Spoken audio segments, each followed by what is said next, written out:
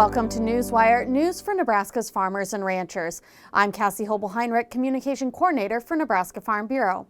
Farmers, ranchers, and agribusiness professionals from across the state gathered for the Nebraska Farm Bureau Young Farmers and Ranchers Conference last week. The conference was filled with speakers, breakout sessions, and networking opportunities to give producers insights into agricultural trends and knowledge on leading issues facing farmers and ranchers in Nebraska.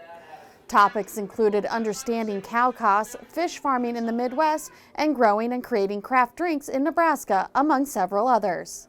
During the conference, 4 finalists in the yf&r discussion meet were named after competing in preliminary rounds. Lance Atwater of Air, Sean Krebs of Clearwater, Aaron Norman of Crawford, and Clay Patton of Lexington advanced to the final round of the discussion meet and will compete in the next NEFB annual convention in December. Retiring committee members of the yf&r committee were also recognized and presented with a parting gift at the conference. The Young Farmers and Ranchers Committee is a group of young producers from across the state appointed by the Nebraska Farm Bureau Board of Directors to provide real feedback and issues that young producers are facing on their operations. Nebraska Farm Bureau appreciates the dedication, commitment, and leadership from our Young Farmers and Ranchers Committee members retiring in 2021. Randy and Brendy Ranke are Antelope County Farm Bureau members. Randy is the 3rd generation in the family-owned agriculture implement dealership and has 2 associate degrees, one in agriculture diesel technology and the other in truck diesel technology. Brendy grew up on her family's farm and is currently a CPA with a master's degree in business administration. Together, the couple have a first-generation farm operation raising alfalfa, grass hay, and other various rotating crops.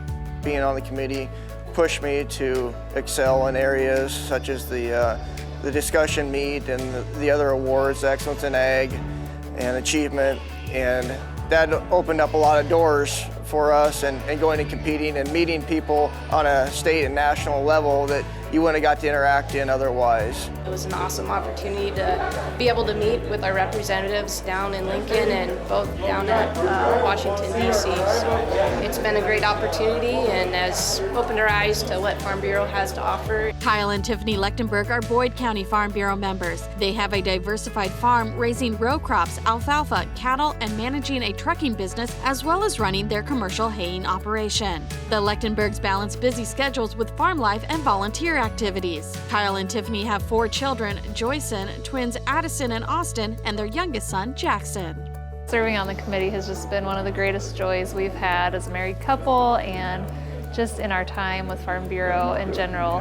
Being able to give back to a program that really has given us a lot of training and networking opportunities. You know, I really like just the networking aspect and the peer group. Like, I love being able to call people from around the state and even around the country that are in our age group and going through the same things that we're going through as a farming family, and just even things having to do with our kids and our farm and our marriage.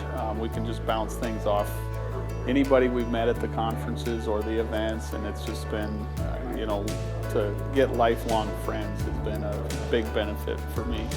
Jason and Kara Purdue are York County Farm Bureau members. Jason works for a family-owned ag retail company that distributes crop protection products. Kara is a stay-at-home mom and is responsible for taking care of the day-to-day activities of their contract poultry operation. Jason and Kara have 4 children, Anna, Lane, Bennett, and Jace. One of the biggest takeaways I think that I've had is meeting people from across the state.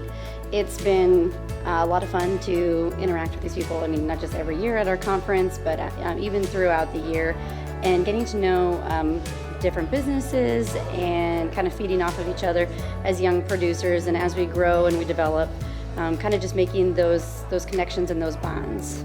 The other piece that I really enjoy, and I think everybody on the committee enjoys and should take a part in, is the mock testimonies that we do within the committee. And it really prepares you to help be a voice for agriculture in the state legislature or even in Washington, D.C. And really just taking the opportunity to go through that training and work on your presentation skills so that you can feel comfortable to go in and represent both the local area and the state.